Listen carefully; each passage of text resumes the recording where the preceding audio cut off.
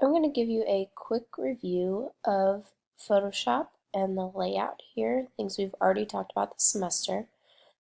First of all, if you ever see your screen kind of like this, the toolbar is not exactly where it was.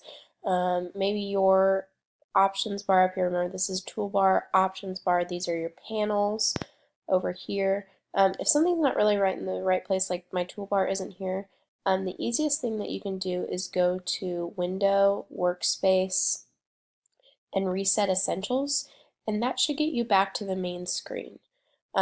Also, if you're missing just your toolbar, maybe you can also go to Window and make sure that Tools is selected, your application frame selected, your options. If you need your Layers panel, that's going to be an important one. You can always open it back here. If I click off of that, it disappears. Okay, Window, Layers, it reappears. To open a photo, go to File, Open. Okay, and I am going to select a couple things in my Photoshop demo folder. So I can open that here.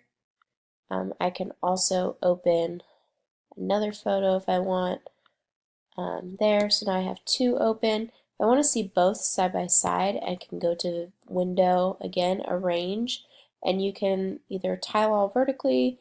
Because I only have two photos, I can do that. Now they're right there. So if I wanted to drag this photo onto this one, I could, and it comes in as another layer. Just delete that. If I want to get back to the view though, go to Window, Arrange, Consolidate all to tabs. Go here. Be careful when you're closing as well to just close your one photo rather than closing all of Photoshop.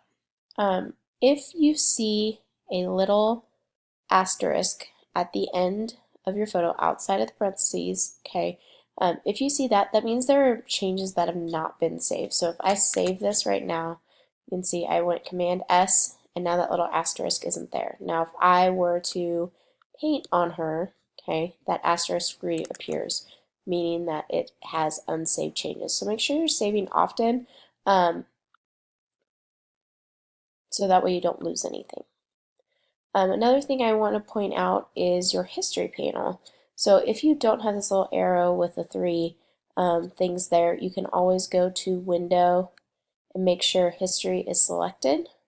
And this is your history panel, and this shows you everything you have done to a photo. So if I have my paintbrush selected, I'm going to bring up the opacity. I'm just going to paint a couple different things. Each time I paint, you can see the brush tool pops up, right? You can either go back to your selection tool and click back one. You can click back all of these. Maybe you just want to select this one, okay, and then that one takes that. You can select this one, okay, and hit trash there, okay, and it will delete all of them before it.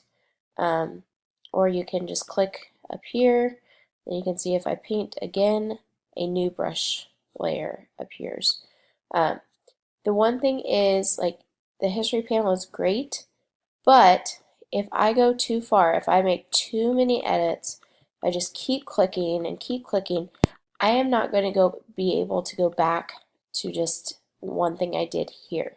Okay, I will have to go back to the beginning. You will run out of history panel to go back to. So just keep that in mind. Another thing, generally you want to make sure you're in black and white here. Okay, you can easily click on this little black and white icon to get that. If it's not there, you can also double click on that color to change it. You can switch here or press the letter X. You can double click, change the color if you want. Okay, and then you can switch those there. Alright, so those are some basic review. On the next one, I'm going to show you how to select some things.